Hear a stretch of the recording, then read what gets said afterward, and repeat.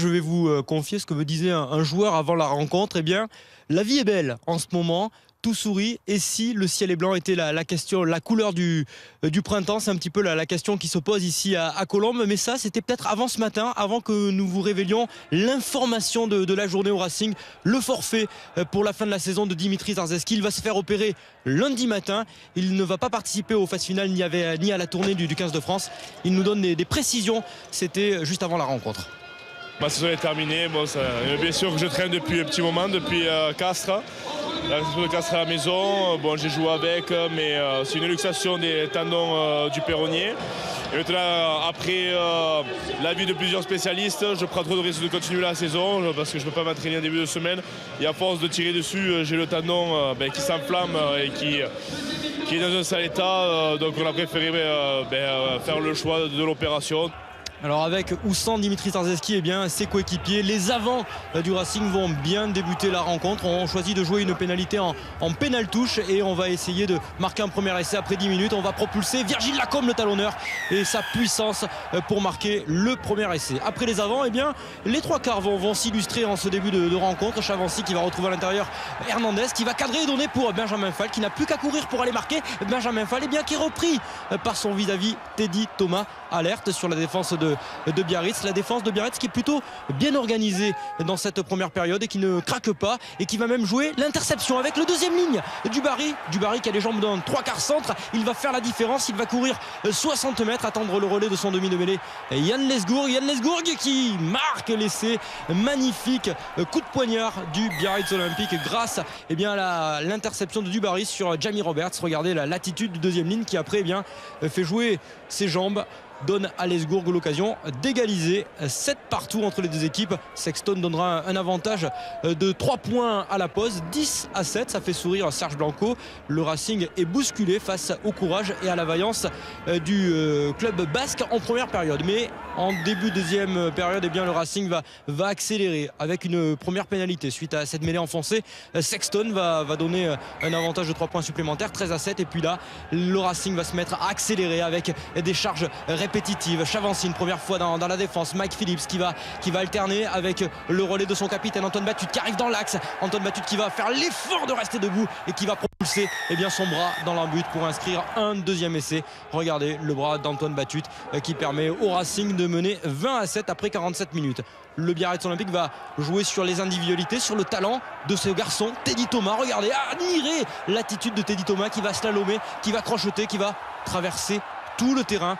Il va taper à suivre, ça ne donnera rien, ça aurait pu être l'essai de la saison, mais en tout cas Teddy Thomas s'illustre, lui qui portera les couleurs la saison prochaine du Racing Métro. Il envoie peut-être un message à ses futurs entraîneurs et futurs coéquipiers, allez savoir. La mêlée du Racing fonctionne plutôt bien. À ce moment du match, Biarritz est en infériorité numérique, alors on va appuyer là où ça fait mal, dans l'axe avec Cronieux, le Sud-Africain, qui inscrit un troisième essai. Le Racing est en train de matraquer son adversaire et de faire littéralement la différence dans ce match. 25-7 après 56 minutes. Biarritz est vraiment acculé dans son camp, n'arrive pas à sortir de ses 22 mètres et va profiter d'un rebond favorable. Dumoulin qui vient de rentrer va avoir un boulevard devant lui. Il préfère faire jouer sur Imhoff qui marque là un quatrième essai. L'essai qui à ce moment du match offre un point de bonus offensif virtuel au Racing.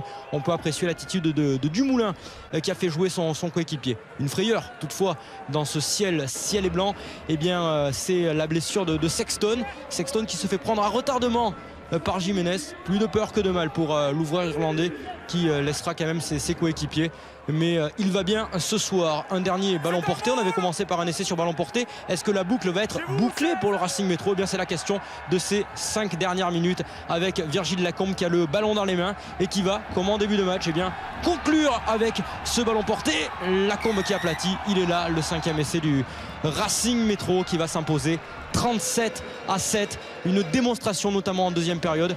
Difficile soirée pour Dimitri Ashvili et pour le Biarritz Olympique, mais mission accomplie pour Dan Lidient et Wenceslas Loré. Ce soir on a voulu rendre hommage à Henri Chavancy pour son 150e match. On lui a remis en maillot et certains ont vu une remise de bouclier.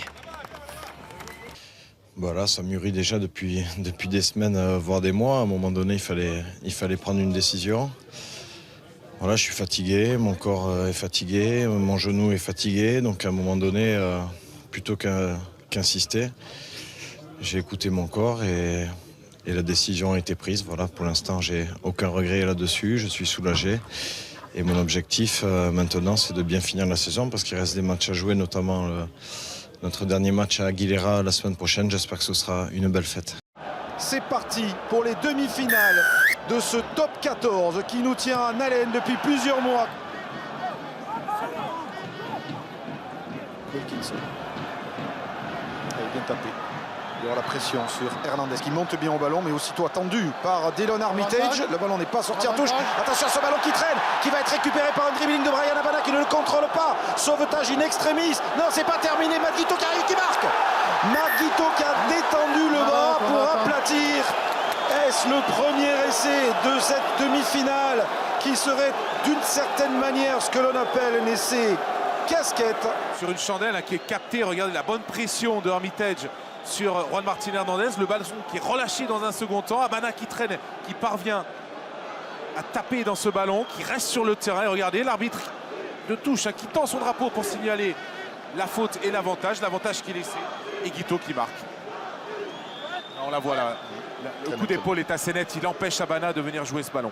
Matt Guito, la bonne nouvelle pour les Français, c'est qu'il n'est plus sélectionné en équipe d'Australie, donc il ne les ennuiera pas au mois de juin lors de cette tournée. Coup de pied très tendu qui va passer impeccablement entre les poteaux. Contré ce coup de pied. Va-t-il revenir dans des mains du Racing? On a un petit peu bousculé sans le ballon et c'est Leroux, Bernard Leroux qui est agrippé par Smith. Machenou avec Cronieux qui essaye de se lancer, mais il est refoulé par Fernandez Lobé. Grosse intensité dans les zones d'affrontement en ce début de demi-finale. Et faute. L'entrée sur le côté Des Toulonnais qui va offrir à Sexton une pénalité. Il en a passé 4 de plus de 40 mètres à Toulouse. Et cette première pénalité va aussi passer entre les perches. C'est important moralement pour les Racingmen qui réduisent le score. Toulon 7, Racing 3. Chandelle montée par Jonathan Sexton. Habana monte au ballon, ne le contrôle pas, commet même un en avant. Lacombe se jette sur cette balle qui est donc pour le Racing Métro. On approche de la demi-heure de jeu ici à Lille. 7-3 pour Toulon. Roberts à l'origine de ce point de fixation. Sexton maintenant pour Chavancy. Chavancy qui va aller attaquer la ligne mais qui se heurte à Johnny Wilkinson. Mais les renversement de Machenou. Sexton pour lancer Bernard Leroux qui échappe à un plaquage, qui avance, qui rentre dans les 22 de Toulon mais qui perd le ballon. Il était joué au sol, gratté au sol ce ballon. Ce sera une pénalité largement dans les cordes de Jonathan Sexton. On est au sol. 32e minute, récit puissant. Sexton réduit le score. Toulon 7, Racing Métro 6. Bonne séquence dans cette première période. Wilkinson dans cette deuxième mi-temps. Bata, la passe à genoux de Botta pour Bastaro. Le raffut de Bastaro qui est repris par Planté. Nouvelle occasion d'essai pour les Toulonnais à 10 mètres de l'embut du Racing Métro. Le ballon qui ne sort pas vite de ce rec, il est pénalisé. Il n'a pas joué au bon endroit. Le joueur du Racing, non, il n'y aura pas essayé de bon d'abord parce que vous avez vu que l'arbitre avait sifflé et partait vers l'endroit de la faute. Ouais, c'est bien tapé. C'est très bien tapé et ça va passer entre les perches pour donner 4 points d'avance aux Toulonnais. Toulon 10, Racing Métro 6. Les avants toulonnais qui pilonnent avec Ali Williams maintenant. Stoppé par Ducalcon mais qui avance quand même. Wilco dans l'axe toujours pour le drop. Pour l'instant ce sont les avants de Toulon qui confisquent ce ballon. Qui essayent de mastiquer, quand même à le dire, leur entraîneur Jacques Delmas. Ali Williams, lui aussi revenu de blessure il y a quelques semaines. Il tombe à pic, les durs du pack de Toulon. Williams, Botta. Wilkinson a pris de la profondeur, vous le voyez, auprès de la ligne des 40 mètres. C'est encore un petit peu loin. Fernandez Lobé baisse la tête et fonce et avance, rentre dans les 22 mètres du Racing. Pénalité pour les Toulonnais. Ça passe. Toulon 13, Racing 6. Bernard Laporte satisfait. Toulon finit fort. Claessens. Claessens avec Ali Williams maintenant. Ali Williams ceinturé par Van der Merwe. Claessens Fernandez Lobé conserve ce ballon, il est plaqué par Estebanez. Claessens maintenant qui peut écarter avec cette percussion de Stéphane Armitage qui s'arrache, il est repris par Leroux. Toulon joue en avançant, Claessens écarte.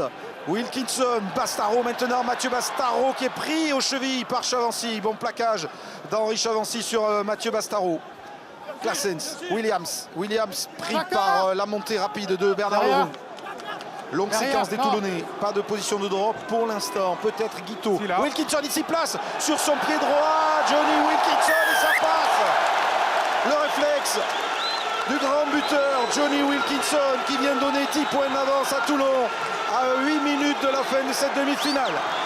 C'était presque écrit, hein. On connaît la volonté, la méthode Johnny Wilkinson qui souvent quand son équipe allait à 5-7 points d'avance veut enfoncer le clou et il en a profité évidemment dans un trou de souris presque malgré la pression. On revoit le lancement de jeu ici avec la remise intérieure. Il l'avait cherché plusieurs fois durant le match. Drew Mitchell, là il le trouve bien. L'avancée qui se fait et ici l'occasion trop belle pour la laisser passer. Johnny Wilkinson qui met les 3 points. Wilkinson en touche et Toulon est le premier qualifié pour la finale du championnat. Victoire 16-6. Cette saison, les Toulonnais vont disputer et la finale de la Coupe d'Europe et la finale du championnat. Juste à dire chapeau.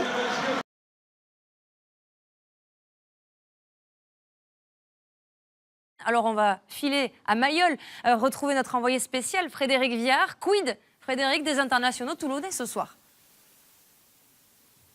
Isabelle, le staff toulonnais avait décidé de mixer un petit peu en fonction du temps de jeu de ces internationaux avec l'équipe de France. Par exemple, Mermoz et Virgile Bruni, qui ont peu joué avec l'équipe de France, étaient titulaires aujourd'hui avant ce match contre Oyonnax, alors que Mathieu Bastaro, qui lui a beaucoup plus joué, était laissé sur le banc, prêt à rentrer. On ne sait jamais. Néanmoins, ils avaient décidé de jouer le jeu quand même, les entraîneurs toulonnais. On retrouve d'ailleurs les Toulonnais avec Johnny Wilkinson, qui était titulaire aujourd'hui, qui va essayer de trouver une touche, sauvée par Ouara pour González Amorosino, qui lui va aussi essayer de trouver la touche directement.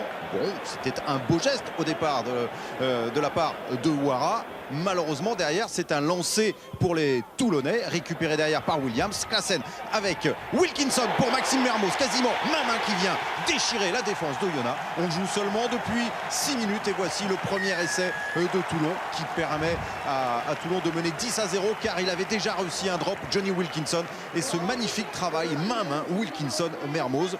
Comme quoi, il fallait bien le titulariser aujourd'hui. 6 minutes de jeu et donc 10-0. Et pourtant, il faudra attendre un quart d'heure avant de voir Oyonnax commencer à s'installer dans le camp de Toulon et prendre ses premiers points par l'intermédiaire de son buteur, Urta Pileta. Un quart d'heure de jeu, 10-3 et une nouvelle opportunité pour les joueurs d'Oyonnax avec ce drop d'Urta Pileta contré par Johnny Wilkinson.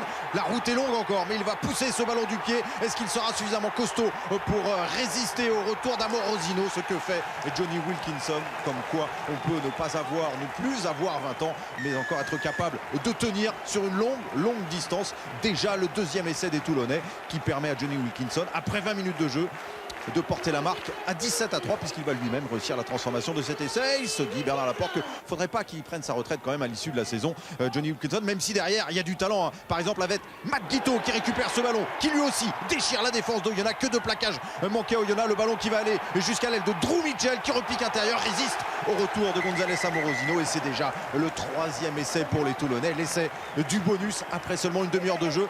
Et c'est validé à la vidéo, il n'y a pas d'en avant sur cette passe de Mermoz et Guito qui fait le reste du travail pour aller servir Wolf qui était rentré quelques minutes auparavant suite à un saignement de Smith, et Drew Mitchell qui fait le boulot. Il restait 2 défenseurs, il vient quand même aplatir. Et Christophe Urios se dit que lui qui restait sur 2 déplacements plutôt réussis va avoir une soirée compliquée car Toulon attaque tous les ballons, notamment avec le retour de Fernandez Lobé. La passe sur un pas de Virgile Bruni pour Rudy Wulf qui était toujours sur le terrain puisque Smith n'était pas revenu. Le petit coup de pied par-dessus, le rebond favorable, tout réussi aux Toulonnais ce soir avec le vrai plongeon made in Super Rugby et ça fait 31-3.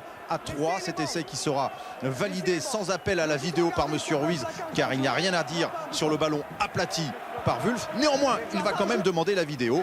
Pourquoi? Parce qu'il a vu un plaquage délicat sur Virgile Bruni. C'est Jordi Jeneker qui prend et qui le soulève. Les explications de Monsieur Ruiz. Les jambes passent au-dessus du bassin. On enlève les bras, la partie qui retombe en premier, c'est la partie de la tête et épaules. C'est dangereux ce plaquage. Et c'est une double peine pour les joueurs d'Oyonnax. qui sont menés 31-3 à la pause et qui en plus vont jouer la seconde période à 14 contre 15. Ils ont mis 6 minutes à marquer le premier essai en première période et les Toulonnais avec Matt Guiteau et à nouveau Maxime Mermoz, ça marche très très bien. Il leur faut que 5 minutes pour aplatir un nouvel essai dès l'entame de la seconde période, signé Matt Guiteau. Et ça fait 38-3. Le beau travail de Mermoz qui resserre intérieur pour Guiteau, qui en plus se permet ce petit tchic-tchac pour aller aplatir entre les barres. Derrière, il y aura la transformation de Wilkinson. Bien sûr, Guiteau peut sortir. On fait rentrer Mathieu Bastaro. Ça fait un international français en plus sur la pelouse. Mais il y a tellement d'internationaux de tous les pays du côté de Toulon avec ce bras roulé, ce skyhook de Fernandez Lobé pour Smith qui, malgré 4 défenseurs d'Oyonnax, vient pâtir déjà un nouvel essai. Ça fait 6 pour Toulon, 6 essais et 45-3 avec ce beau bras roulé de Fernandez Lobé. Jacques Delmas dit que c'est le cerveau de son équipe, c'est aussi la tête, les jambes et le bras et les papiers qui volent. C'est déjà la 3e fois dans ce match puisqu'ils avaient commencé à voler les journaux lors du bonus offensif à la demi-heure de jeu. On retrouve derrière sur le coup d'envoi qui suit l'essai, le ballon récupéré par les Toulonnais avec Fernandez Lobé et on a fait rentrer Castro Giovanni. Ali Williams est toujours là, mais regardez Frédéric Michala qui est là également. Benjamin Noirot est rentré, le coaching qui fait la différence avec le ballon récupéré derrière par Dylan Armitage. Le petit coup de pied à suivre. Le premier sur ce ballon sera Drew Mitchell qui repique intérieur. Personne ne peut l'arrêter.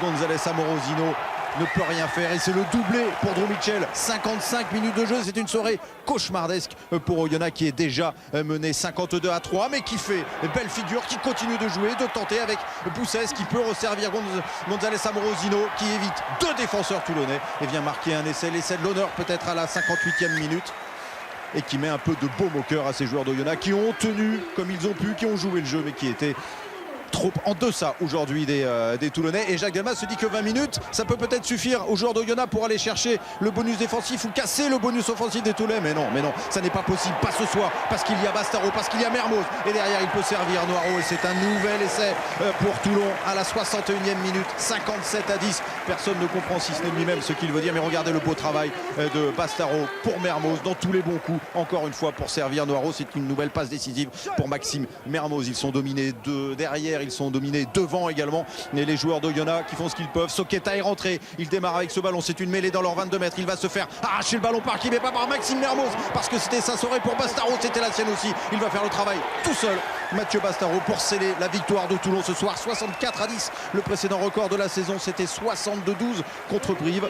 Ce soir ça fait 64-10 avec des internationaux français en pleine forme, Mermoz, Bastaro. Et quel plaisir de voir Toulon jouer comme ça, même si on a le droit de danser. Attention, il y a d'autres échanges à venir. On redresse vite la tête et on se reconcentre. Effectivement, ils ne sont toujours d'ailleurs pas redescendus sur terre, les joueurs d'Oyonnax qui sont derrière nous dans le vestiaire. Il y a encore des sourires. Le vestiaire, il a sablé longtemps le champagne. On va revenir aussi sur ces grandes images de joie en toute fin de rencontre. Au moment où on écoutait, on suivait à distance la fin de match de Perpignan. Et bien, c'était du soulagement pour Oyonnax, pour Christophe Urios. Du soulagement parce que cette partie, elle a été vraiment compliquée. C'est un groupe qui est allé chercher ce point de bonus défensif des joueurs d'Oyonnax qui n'en croient quasiment pas leurs yeux. Ils étaient au fond du trou pendant une bonne heure et ils sont remontés forcément. Et bien ils ont lâché, car en première période on ne voit quasiment que des brivistes à l'initiative autour de Sissa Koyama-Ibolé qui passe les bras. Il y a Malei pour Gaëtan Germain, un 3 contre 1 qui est vendangé par l'arrière briviste, ce qui fera dire à Christophe Furios bien à la pause à nos journalistes en bord de terrain bien qu'ils sont passés près de la catastrophe. C'est un miracle de ne pas avoir encaissé autant d'essais. Regardez les brivistes qui bien se passent la balle dans les 22 mètres autour de Ledevedec, autour de Arnaud Mella. C'est une première période à quasiment sens unique avec le carton jaune contre Damien Brown, premier tournant dans cette partie, et Oyonnax qui va souffrir pendant 10 minutes à 14 contre 15 et Gaëtan Germain qui va trouver le chemin des perches en première période un petit peu en difficulté. 2 pénalités pour l'arrière de Brive et des brivistes qui concrétise, et Christophe Furios qui se fait du souci, qui sait à distance bien que Perpignan réalise un grand match, et Brive qui tient la balle et qui joue son rôle d'arbitre avec Guillaume Namy qui dépose son vis-à-vis et qui est repris de justesse par Régis Lespinasse. Occasion encore gâchée par les brivistes à ce moment-là, mais c'est un match à sens unique en première période. On voit du beau jeu à l'image de ce qu'on a vu cette saison à Brive. Les brivistes qui n'auront concrétisé donc que 2 pénalités, et Christophe Furios souffle forcément de dépit, sont passés près de la correctionnelle. Ils reviennent sur la sirène avec cette pénalité d'Ourda Pieta.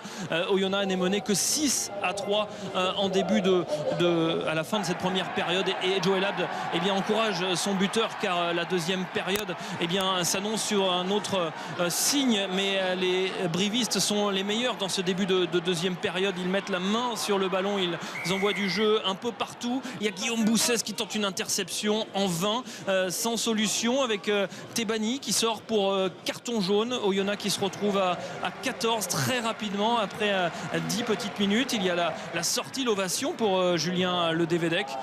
Et puis il y a surtout ce plaquage haut de Lassalle, Thibaut Lassalle, et Oyonnax qui se retrouve après 55 minutes de jeu à 13 contre 15. À ce moment-là, Brive accélère, et Brive va enfin trouver la faille de la défense d'Oyonnax avec cet essai en force du petit Jean-Baptiste Péjoine, joueur expérimenté, âme de l'équipe briviste. Et après arbitrage vidéo, cet essai va être validé car Jean-Baptiste Péjoine passe bien la ligne, aplatit bien, et il n'y a pas de genou ni de main en dessous du ballon. Et à ce moment-là, avec la transformation, Oyonnax est mené 19-3 et il reste 20 minutes, 16 points de retard, et Christophe Furios donne de la voix. Et Oyonnax a sa fierté. Oyonnax qui a fait tomber Clermont, qui a fait tomber Toulon à domicile, mais qui n'a jamais vraiment brillé à l'extérieur. Seulement 6 points pris loin du stade Charles Maton, seulement un succès à l'extérieur et 2 petits bonus. Oyonnax va se rebeller et va mettre la main sur le ballon. Et il y a cette inspiration d'Ourda Pieta, une passe au pied géniale pour Guillaume Boussès, qui n'est pas maladroit et qui passe la ligne. Oyonnax revient, mais ne tient toujours pas de point de bonus défensif avec cet essai. Mais Oyonnax est mené 19-10. Oyonnax est relancé. Il reste un quart d'heure à jouer au stade Amédée Domenech, et à distance, on sait que Perpignan est en souffrance. Alors les joueurs d'Oyonnax accélèrent. Il y a cette inversion de Cibré pour Ourda Pieta. Il y a cette longue passe avec le rebond pour Jonathan Bousquet. Le voilà, l'essai qui libère et qui sauve Oyonnax en top 14. Oyonnax qui arrache un point de bonus défensif à 7 minutes seulement de la fin de cette partie. Un essai de Jonathan Bousquet en coin, transformé par Ourda Pieta. Et derrière, c'est l'explosion de joie sur le terrain avec quelques supporters, et surtout dans le vestiaire. Apprécier l'ovation après les larmes de joie.